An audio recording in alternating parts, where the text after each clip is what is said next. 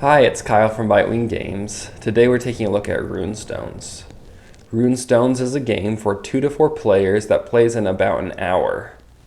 Rune Stones is a deck building game like the classic Dominion.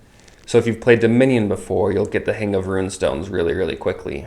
You'll begin the game with your own personal deck of 8 cards, 4 of which will at any point be in your hand. On your turn, you have 3 options. Option number 1 is to buy new cards to add to your deck. To do that, you will use your purchasing power, shown by these little spheres here in the corner of each card, to buy new cards. So for example, if I had 2 blue spheres and a wild sphere, I have 3 purchasing power, and I could buy a card that costs 3, or I could buy a card that costs 2 and a card that costs 1. The second thing you can do on your turn is to activate the cards. So this part of the card right here shows what you get if you activate your cards. So for example, here you would get a blue and a wild, and then the other card that you're activating lets you get either a blue or a yellow. And so you'd be able to get a total of 3 gems by activating these 2 cards. The catch with that is that the higher numbered card gets trashed. It's no longer going to be in your deck and be recycled through. And so you have to be a little bit careful of what cards you're activating, because one of them will be trashed and you won't have access to anymore, meaning you now have to buy more cards. The third option you have is to buy artifacts. You will spend the gems that you've collected to buy the artifacts from the central board and place them on your own unique player board. So what do you do with these artifacts? Well, you can sell the artifacts for end game points. So this is where we're really getting into the points of the game. You can sell 2 artifacts for 3 points, or 5 artifacts for 15 points.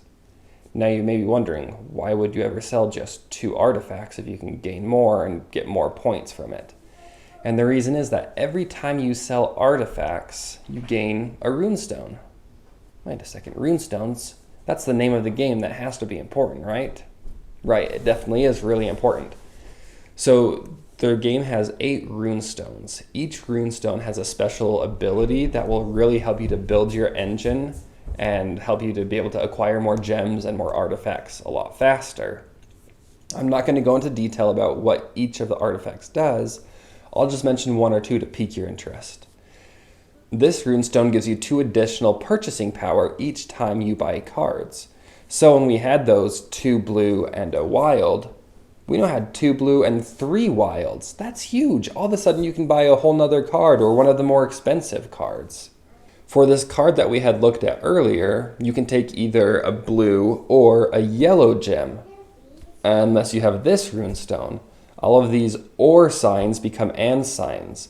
So suddenly you can take a blue and a yellow gemstone. And that can make a big difference if all of a sudden you're getting twice as many gems. So jumping back, we had said if you sell 2 artifacts, you get 3 points, but if you sell 5, you get 15. It's definitely a better bang for your buck to sell 5 together, but if you sell 2, you get a rune stone, which can really help your engine and can make you be able to get all these gems and artifacts a lot faster. So which one is better? And that's what I love about the game, is there's no right answer here. I've seen people win doing both of the different methods. So is Rune Stones fun? I love the decision making. I love that you have the option to buy cards that don't immediately give you points, but they're necessary to acquire more gems and artifacts. I love that you're deciding what cards to activate, because some of the cards are really good, but if you activate them, you have to discard or trash the higher of the cards, so suddenly it's not in your deck to be cycled through again and again. I love the option of, do you sell artifacts early to get a runestone quickly, or do you wait to get more points, even if you're a little bit slower to get the runestones? I love the actual runestones in the game. There are 8 runestones available, but each game you can only have 4 of them. There's a lot of unique combinations of runestones that you can gain that will give you special abilities, and I haven't found a best combination, so every game feels a little bit different, and that just really adds to the replay value of this game, where you don't feel like you're doing the same thing. And there's no obvious or best choice, which is really phenomenal. And the runestones really make you feel clever as you acquire certain cards and take the certain runestones that work really well together And it just gives you that feeling of cleverness of the engine that you've built. The game ends as soon as a player has reached 65 points.